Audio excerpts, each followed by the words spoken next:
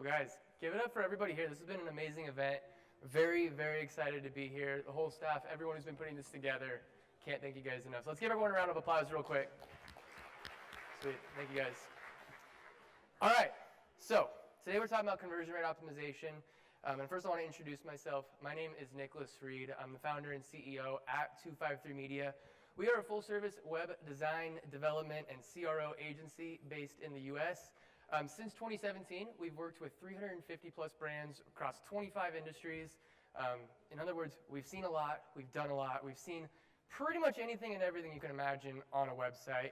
And for us, we've done anything and everything from your small mom-and-pop shops up to Fortune 500 brands and everything in between. So for you guys who are just starting out, I want you guys to find some value, and for you guys who've been crushing it for a long time, who are pulling in millions a month, hopefully you guys find some value too. So from here, my goal for you today, I'm not going to fluff it. I'm not going to be doing a bunch of fluffy stuff. Honestly, all I want to do is for you guys to get actionable items you guys can take back to your store, to your brand, and take your conversion rate from low conversions up to high conversions like this. So right now, before we get started, I want to get a show of hands. Who knows what your conversion rate is off the top of your head? Okay, not as many as I was hoping. All right, we got to fix that. So conversion rate is one of the most important pieces of your website. We're going to be talking about everything that goes into that, what affects that, what you guys need to be paying attention to, and how we can improve it. Because, of course, conversion rate is one of the most important things. So today, we're going to break this into 5 different sections. First thing is why you need to care about your conversion rate. Everyone knows about it. Most people know a little bit about it, what goes into it, but it is one of the most important things you can be thinking about in your brand from a marketing perspective. Number 2, what affects your conversion rate? I talk to a lot of brands who know a little bit about it. They're like, oh, it's my website. My website affects my conversion rate. Yeah, that's part of it. But there's a lot more to it than that, so we're going to talk about that. Number 3, we're going to go into one of the most important pieces of your CRO strategy, and that is your product page structure. Especially from a website perspective, where you are sending your traffic is one of the most important pieces. We're going to talk about your product pages. What I found is this is one of the most underutilized pieces of CRO, even though everyone talks about it. They're like, product pages, product pages, product pages. Great. Most people don't get it right. So we're going to talk about that. We're going to touch on some of the tools we use on websites to make your website as efficient as possible. There's a lot of tools out there, and these ones are by no means the best ones or the only ones you should ever use. There's obviously ones that are the right ones for you. These are ones we like, and I'll talk about why we like them. And then last but not least, we're going to close this out with what you can do right now to boost your conversion rate. All right, let's jump on in. So first things first, why you need to care about your conversion rate. So for those of you that don't know what your conversion rate is, it's very, very simple. All it is converted sessions divided by all sessions times 100, right? So it's typically going to come out in a percentage. If you're lower than average, you're about 1%. Up above that, 2%, 3%, 4%. On up from there, the higher the conversion rate, the more efficient your website. So with that being said, why is this important? Conversion rate affects everything. People come to us saying, hey, my website's not converting. My ads aren't converting. My emails aren't converting. People are not buying from our SEO efforts. Well, your conversion rate affects that too. If your ads aren't converting, well, that might not be a bad thing. That might be because your website's not converting. We see brands all the time that are like, hey, I spent, $100,000 on Meta this month, and we're not getting as many sales as we should be. We have the best creative. Our ads are killing it. What is happening? Conversion rate affects that. People aren't buying from your emails. I hired the best email agency. They have the best ratings in the world. We're going to get rid of them now. Okay, well, that might be your conversion rate on your website. Let's look at that. Your conversion rate on your website performance affects all of these different channels. And the higher you get your conversion rate on your website, the better these channels perform. It's all a formula. It all comes down to the math. And that's why we focus on our conversion rates. So to give you guys some perspective, and this is crazy, when we started breaking this down, we started looking at the actual numbers, conversion rate becomes very, very important. So a couple base stats here. I'm going to run through this very quickly, as you guys can see up here on the top. Base stats, 53,000 sessions a month, 1.5 conversion rate, which actually is about the average for Shopify brands across the board. 1.5, which to me seems pretty low, but conversion rate is relative, but that is the average. So there, at an 85 average order value and 795 orders a month, that comes out to about $67,000 a month in sales. Cool. Let's boost that up a little bit. Let's say 15%. For a smaller brand like this, you're doing 67, you have a 1.5% conversion rate. That's pretty easy to do. There's a lot of stuff you can do, and usually you can do that overnight. With that, we can bump that up. That gets you an extra 10 grand a month, right? That comes out to $141,000 a year. That's pretty good. I'll take that. From there, let's get a little more aggressive here. And we see these numbers all the time. Most brands can do this without that much work. From there, we get a little more aggressive. We bumped up 35%. That puts us at a 2.03% conversion rate, which I would say most of us would say is still probably a little lower than what we'd like to see. With that, it gets us up to an extra $23,000 a month just for changing your website. That's not changing any other ads, email, SEO, any of that kind of stuff. That's just your website. Let's do this again. Let's look at a bigger brand this time. So for this one, we got 329,000 sessions a month. We're doing about $1 million a month right here. Cool. And these both are real examples, by the way. So these are real ones. With that being said, let's do a conservative bump, nice and small, only 5% this time. When we start getting into some of these bigger brands, some of these bigger swings, become a little bit harder to do. You have more tools you have to start using, more data to collect to get some of these bigger swings. But what we can see here is a small swing makes a big impact. 5% conversion rate gives us an extra $46,000 a month. If we get more aggressive at this bigger level, we get up to 15% gives us an extra 6 figures a month. That is just by improving your website. Improving what people are seeing, improving why they're buying, what information these people are consuming as they're ready to buy. So, by the numbers, we can see the conversion rate is very, very important. And now just imagine, with that extra money, you can put that more into ads and it just compounds. So again, conversion rate is important. But what affects your conversion rate? There's a lot that goes into it, and it's not just your website. We're going to break this into 4 different categories. We're going to break these down individually. We're going to start with traffic. So with traffic, I got a bunch of stuff up here. You guys can see that. Take notes. You guys look at the slides later as well. But what I want to talk about is where your traffic is coming from. The first thing we do when we audit a website, they say, my conversion rate's low.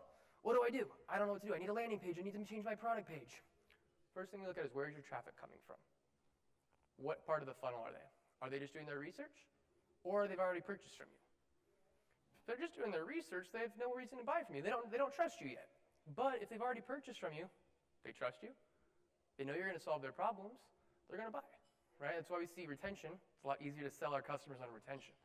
So we see a lot of brands that come to us with a very, very high conversion rate. And they're like, my website's converting great, but our ads suck. I'm like, well, okay, let's look at where the majority of your traffic is coming from. If they are a warmer audience, great. They're going to convert higher versus a colder audience. Pretty simple. We should all know that. So when we think about conversion rate with our traffic, we want to think about what level of intent does our traffic have? Why are they coming to our site? What problem are we solving? And what level of their buying journey are they at? From there, we want to think about offer. We all know this guy. We've all probably read this book. It's a pretty good book. If you haven't read it, read it. With that being said, some of these offers that we want to think about, right? We want to think about financial offers. We want to think about end goal offers. I always ask myself, do my customers want what I'm selling more than they want the money in their bank account? If yes, you can convert. That's a great offer, right? Some of these different offers that I like to run, see some of these ones that we've seen be successful here, the financial offers. And now, one thing I will say on here, I hate discounts. I hate them more than anything. I don't like to give discounts out because of your margin. As e-com brands, we all need to think about our margin. Our margin is everything. Our margin is what gives us profit in our bank account. That's what we're all here for. And so with a financial offer, I try not to do any kind of discounts on the front end for single products. The only time I like to give a discount is if we are getting more for that order, increasing our average order value, so stuff like bundles. But at the end of the day, people like to build their own bundles, right? You can go and buy 3 of this or 4 of that or whatever. But building your own bundle is huge. This is a big trend we've been seeing in the e-commerce space, especially for larger stores. So building your own bundle, if you guys aren't doing that, if you guys have larger stores with complementary products, give it a try. It's a great way to start increasing that offer. Plus, the marketability of it is fantastic. This one right here. You guys probably recognize this one, the hoodie that keeps selling out. A lot of brands that run that.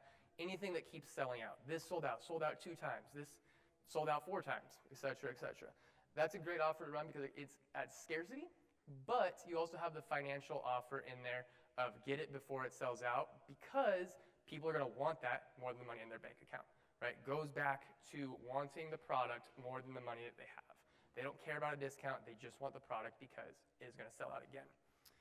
End goal offers. I love end goal offers. These are some of my favorite ones to run, especially for brands that have a lot of different education that goes into their products. Why am I buying this product? I have an end goal in mind. It's not just to look cool like a t-shirt. Good example here. Lower your handicap and never 3-putt again. If you're a golfer, I'm a golfer. I wish I could never 3-putt again. An offer like this would get me. This is one of those ones where I want to see myself using this product. I want to see myself reaching my goal, and the only thing stopping me from going from A, where I'm at, to Z, where I want to be, is this product. So an end goal offer is huge. If you can come up with that, again, it's not a financial offer, has nothing to do with discounts. All you are is selling me on the dream of why I need to buy this product. Right here, catch more game-winning passes. So this is an interesting one. We have a product right now that we're working with that's very, very unique. They sell football receiver gloves. It's a tough product, very, very niche. Their slogan right here is catch more game-winning passes. And they have one of the highest conversion rates I've ever seen. It's incredible. They do not discount. They've never, ever given a discount. But these people right here, they sell it with this because at the end of the day, all they want to do is reach that goal. They want their kids to get more touchdowns. They want their college students to get more touchdowns. That's all that matters, right? They're selling that dream. They're selling that vision of getting more touchdowns, and that's how they do it. All right, product. This one's an obvious one. It's a very, very one you're going to say, duh. Is your product actually good? Ask yourself that. Is your product actually good? Do people actually want this product, or are they buying the marketing? If the product is actually good, we all heard it's going to sell itself. Yeah, well, that's great. We need to get in front of people. But the product will sell itself. If your product is actually good, you'll get that social proof. It might take longer to get there, but is your product actually good? Now, I talk to a lot of brands that say, yeah, I have the best in the market. Great. Why isn't it selling? Why is your product not selling if it's so good? I hear it all the time. But, right here, are you doing a good job of explaining the problem that your product is solving? People are always buying products because they have a need that needs to be solved. A sweatshirt. This sweatshirt right here is a $200 sweatshirt. Why does anybody need a $200 sweatshirt? It's comfortable. It's made in America. It's going to last forever. They have a great return policy. Everything that you'd expect out of a $200 sweatshirt, they weren't explaining the problem. They weren't explaining that. No one knew where their product was being made. No one knew the quality of their product. Dog treats right here, great example. No one knew why these dog treats were good. They're one of the best quality dog treats that your dog can eat. No one knew that. We doubled their conversion rate from about 3 to over 6. There we go. All right, now let's talk about website. This is the last part of our problem here, our website. One of the biggest issues that I see with conversion rate going to a website, it's not actually the website itself. It is the post-click cohesion with your pre-click. Well, clicked on an ad, it takes you to the homepage of a website. You can't find the product, right? It is the worst thing. It is the most frustrating thing. It happens to me all the time. I get hit with all kinds of ads. I always try to buy stuff, only get landed on the homepage. Can't find it. I'm going to click off. It's super annoying, and it's killing your conversion rate. It's killing your sales. So if you guys are doing that, increase your cohesion from your pre-click to your post-click.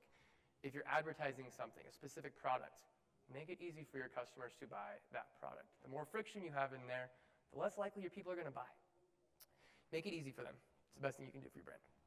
Are you educating your customers enough to make an educated buying decision? My favorite phrase to say is your website's whole goal is to give your customers the information they need to make an educated buying decision. That's it. I don't care how pretty it looks. I don't care how fast it is. If I can get the information I need to make my buying decision, I will buy. Or I won't buy, and I will never buy. That's it. You're not going to convert everybody, but if this product is solving a need, it is in the right price point, and it is solving my problem, you just need to tell me how it's solving my problem. Now, education doesn't just become product information. It becomes return policies. It becomes shipping information.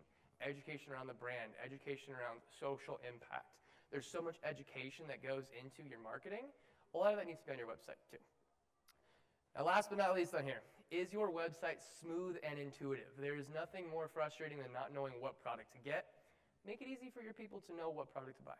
Make it easy for them to know that this product is solving their need. If they don't know, that creates confusion. Confusion kills sales. Confusion kills your conversion rate, and we don't like that. Make it easy for your customers to buy.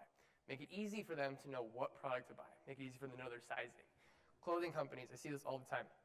You guys run a clothing company, the most important thing you guys can do is focus on your return policy and your sizing. It's huge. especially for people who are selling pants. We see that a lot. That was a fun one. When it comes to selling clothing, if you don't know what your sizes are, no one's going to know, right? Make it easy for your people to have confidence in their buying decision here. Make your website smooth and make it easy. All right, let's dive into some product page. Let's get into the techie stuff, the nitty-gritty details here. Okay, so breaking into our product pages here. Now, this, guys, again, you guys should be getting a copy of the slides here. Follow this. These are the kind of product page structures that we see converting really well. One thing I see a lot of with brands is they're still on that old Shopify 1.0 product page framework where you have like your above the fold with your buy box, your price, some suggested products underneath that. It's not cutting anymore. It's not going to work. With that being said, above the fold is one of the most important pieces of your product page. This is an example one right here for a quantity selector, some buying options, frequency for subscriptions, but it's nice and clean. But one thing I want to note on here is you have all of the information about this product that you need to make your buying decision. You got the price, you got what it is, why you need it, you got social proof in there. One of the big things we see on here is the summary education. Educate your customers above the fold. What is the number one reason why people are buying this product? What is the number one reason, or the number one solution that you guys are providing for your customers? Give them that information above the fold without having to make them scroll down. Just a summary is okay. You don't need a lot. Remember, space is crucial here, so we want to condense that, make it quick and easy. Social proof. We'll talk about that here in a minute as well. But the goal here, obviously, we want to be organized. We want to be intentional with the space that we're using above our fold. If we're not intentional, it's a waste of space. Every little pixel on your website matters. This is one of the most important areas to focus on. As far as using that space wisely, we don't have a ton of space to use. Make sure you're putting the information in here. One thing I will say, your buy box area above the fold is one of the most important areas to A/B test as well. If you guys aren't A/B testing, you need to be. This area right here, try things. Try different social proof. Try different reviews. Right? You can try different pricing, and people don't test their pricing nearly enough. A couple dollars here and there makes a big impact.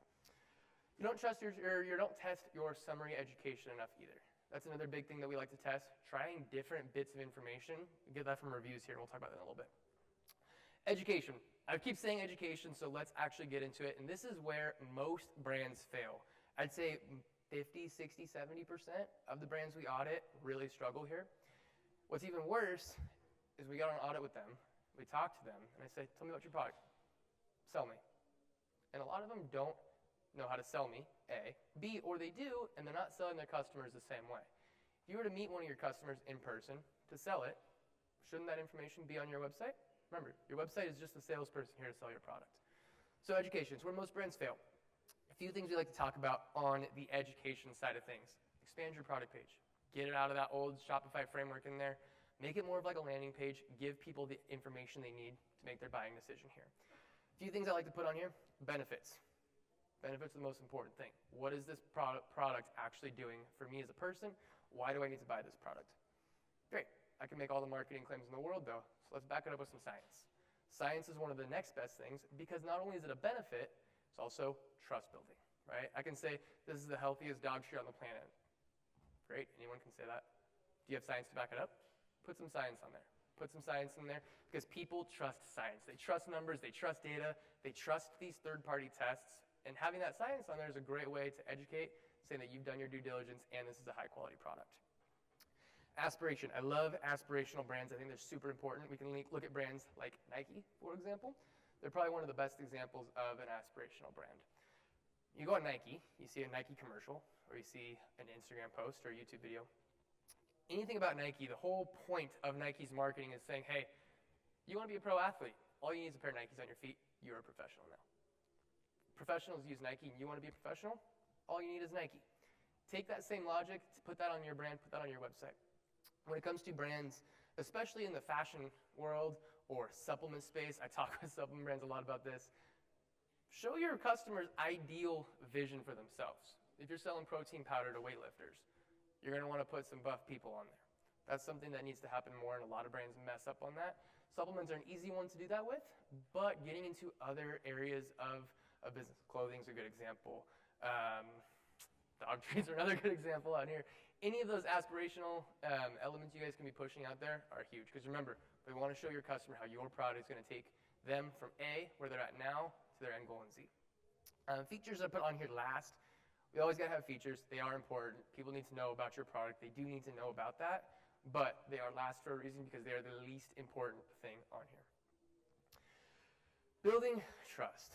We've all heard it. We all need to get reviews, but trust does not come in a one-size-fits-all way.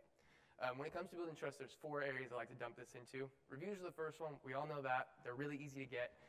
Well, I shouldn't say that, but there are a ton of ways to get reviews. There's a ton of apps out there. Reviews are super important. People do read reviews. It's bonkers how many people actually don't buy if you don't have reviews. From there, though, certifications. Certifications are a different kind of trust. Having these third-party certifications is a great way to say, hey, we're not just pushing our marketing on you, saying our product is good. These people are saying our product is good too. And if we can have these third-party certifications, it's a great way to build more trust in the brand itself, aside from just saying our product is really good and you should buy it. Endorsements. We all like this one, trusted by the NFL. If you're an athlete, that's a pretty good one. Getting these endorsements, now they're not necessarily reviews, but we don't necessarily think about them as trust, and a lot of brands aren't going and getting these kind of endorsements nearly enough when they could be. If we can get a celebrity endorsement, NFL endorsement like that, that right there is a huge way for us to build credibility, because if I'm an athlete and it's good enough for people in the NFL, it's probably good enough for me as an average Joe. And then last but not least here, publications. People read publications. We've all seen it. We've all ran advertorials. They work very, very well. Publications are also a great way to build trust, bringing that over to our site saying, hey, we've been featured in Glamour, we've been featured in Refinery 29, we've been featured in Pop Sugar. There are a ton of places to get these publications. Guys, you guys can be getting these. They're not that hard to get into. Reach out to them. Get those backlinks too. That's a whole other conversation. But having these information on here is as featured in, it adds brand legitimacy. It builds trust and it builds confidence that you are a legitimate brand. There's a lot of non-legitimate brands out there, and so if you can position yourself as a legitimate brand, you're winning. Oops. All right, so I'm going to glance over this one real quick. A couple tools we use. These are a bunch of them on here. One thing I will say on here, you guys don't need most of these. You need a couple of them, but you don't need any of these ones specifically. With that being said, these are some of the ones that we like to use. Now, one thing I want to note on here, you look at these. None of these are tools that are design-wise. None of these are interface-wise. Every single one of these tools has some kind of data analysis. They have some kind of database analysis. Stop paying for apps and killing your margin for things you can just build custom very, very easily. Heck, hire a Fiverr guy, hire someone on Upwork, hire us. But you don't need to be paying for a lot of apps because that's just going to kill your margin. I saw a store the other day about a couple weeks ago. They had 35 apps on there they needed 4. They were paying for 35 apps they didn't need. We saved them about $800 a month in app fees.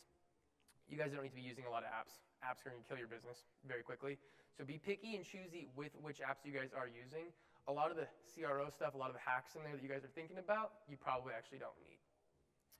All right, let's wrap up here before we get to some Q&A. Let's talk about what you guys can do right here, right now. The goal here is to give you guys some action items you guys can take home. All right, so data tools. It's funny to me. I knew I was going to laugh on this slide because I can't even tell you how many brands I talk to that don't know their data, right? I raised you guys' hand earlier about conversion rate. You guys didn't know nearly as many you guys should have.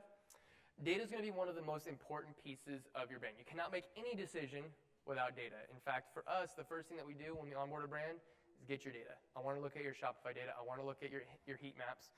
I want to look at as much data as I possibly can to know what your business is doing. And you should be doing the same thing.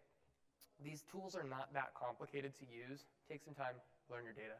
Without reliable data, you will not know how to improve your site. Plain and simple. IntelliGems here, this is one we use for A/B testing. Other ones on here are going to be heat mapping tools. At the end of the day, it's all data. Messaging sync. Now, this is one of the most important things I want to talk about today. When it comes to messaging, I touched on it earlier, making sure that your pre-click and your post-click is in line with each other. Again, there's nothing more frustrating than clicking on an ad to buy something only to be directed somewhere else and not know where that product is or what it's called. Happened to me this morning. I was very frustrated. Anyways, though, keep your messaging in sync.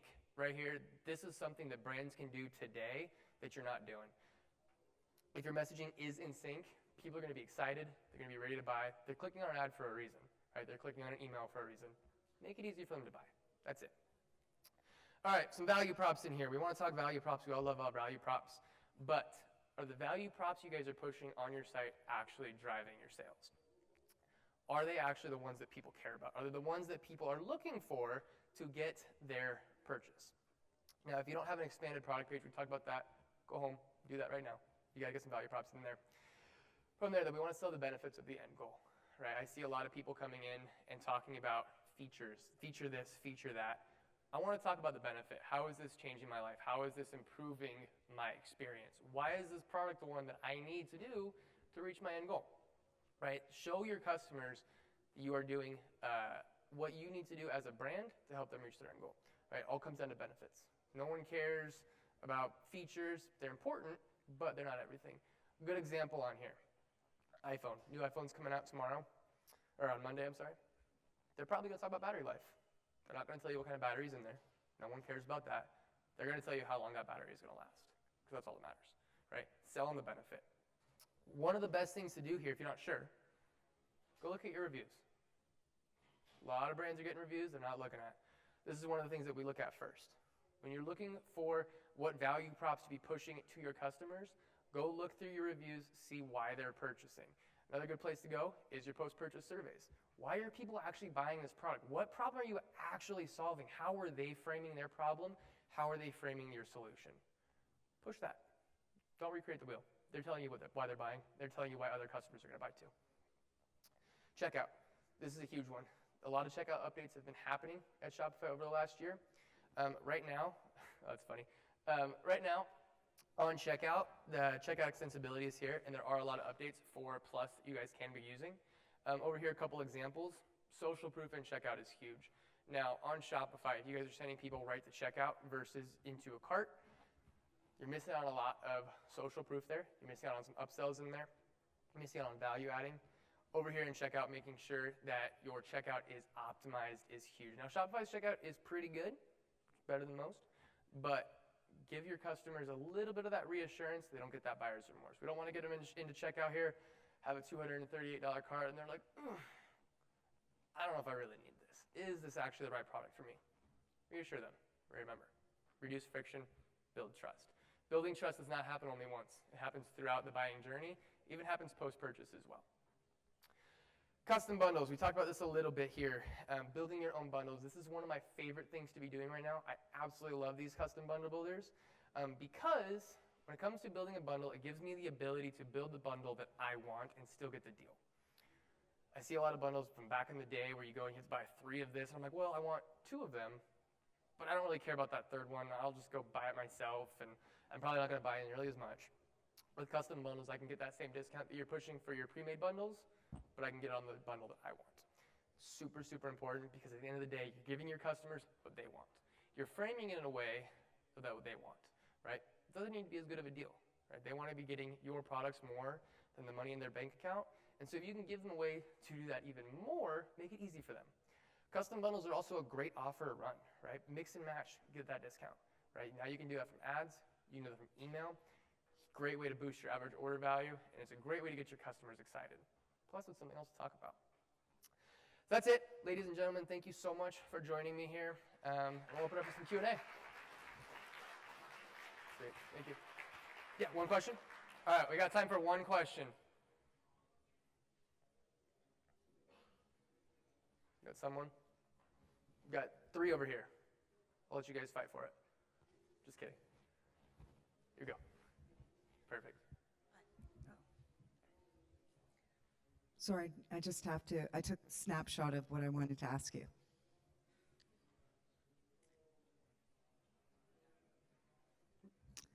It was in the checkout section. Yes. What is it that makes people hesitate the most? What makes them hesitate the most? Yeah. Yeah, so a few things. One is trust. Is this product actually going to solve their problem? That's one of the why we put those reviews in there. Huge. So if you look right here, you have the 5-star reviews, 30-day money-back guarantee, award winner, right? That's going to cover a lot of our bases. Is this product actually cool? Do I like this product? Is this solving my problem? And can I trust that this is a good product for what I'm looking for? Really, it comes down to trust. A lot of the ones also, depending on your brand especially, clothing, it's going to come into return policy is a huge one, right? Is this product, can I return it if it doesn't fit? Stuff like that. At the end of the day, all your website needs to do is give your customers confidence. That's it. And so if we can keep that confidence going through checkout, you don't want to get them here, have a big old cart, and be like, ugh, I don't know if this is right for me. I don't know if this is the right one. Now, you can do as much selling leading up to cart as possible, but you want to make sure that you're keeping that consistency into cart, and you also want to make sure that you're keeping that education, that same messaging, that same trust building into cart too. They're putting a lot of emphasis right now on that post-purchase email flow. Okay. Would you say that that is something that we should really focus on? So your post-purchase email flow, it's exactly that. It's post-purchase. So that's not necessarily focusing on your conversion rate pre-purchase. So it's two separate things. Now your post-purchase is huge. Like, you need to have that. It keeps them in the ecosystem. Upsells are a great way. I love putting upsells post-purchase too. I don't want to push them too hard on the beginning because then you get too salesy. People are like, I don't want to be sold to. No one likes being sold to. So a lot of that kind of stuff can go post-purchase. But I mean, really two separate things, for sure. So. Unfortunately, we are out of time, but Nicholas, that was amazing.